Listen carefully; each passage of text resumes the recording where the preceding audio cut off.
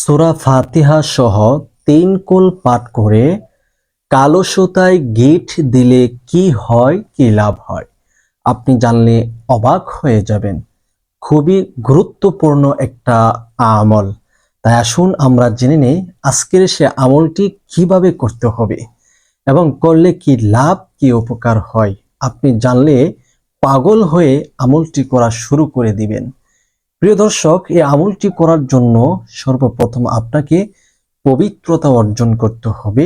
আপনি পাক সাফ হয়ে আপনি পরিমাণ মতো কালো সুতা নেবেন।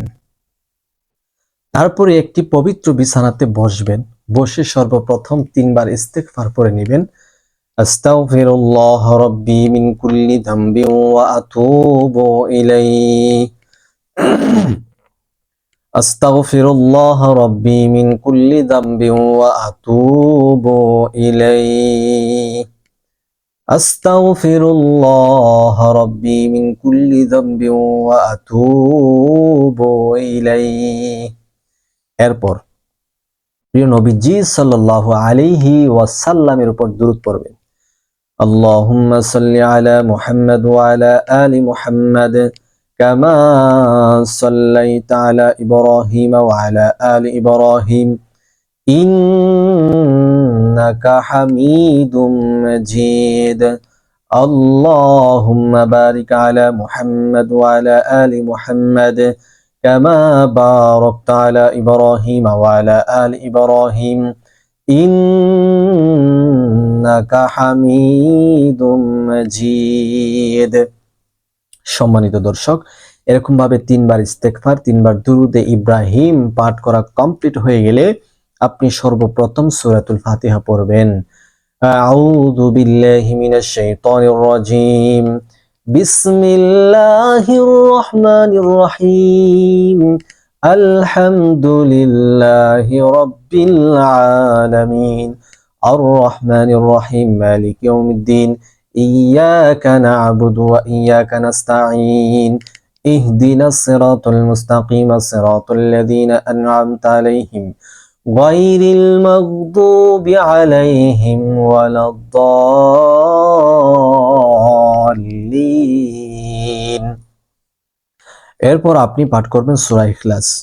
বিসমিল্লাহির রহমানির রহিম।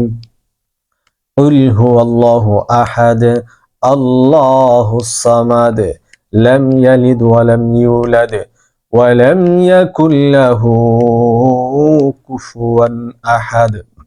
এরপর সূরাতুল ফালাক। বিসমিল্লাহির রহমানির রহিম।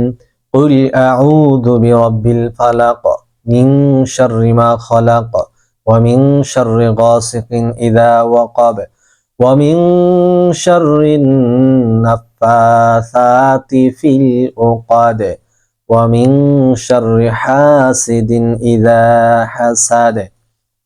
সর্বশেষ আপনি পড়বেন সূরাতুন নাস। বিসমিল্লাহির রহমানির রহিম। কুল আউযু বিরাব্বিন নাস মালিকিন নাস ইলাহিন নাস মিন শাররিল ওয়াসওয়াসিল খান্নাস আল্লাযী ইউওয়াসওয়িসু ফি সুদুরিন নাস মিনাল জিন্নাতি ওয়ান নাস। বাস, এরকম ভাবে এই সূরা ফাতিহা এবং 3 কুল পাঠ করে আপনি যে কালো সুতা নেবেন এর মধ্যে একটি গিঁট তুলবেন।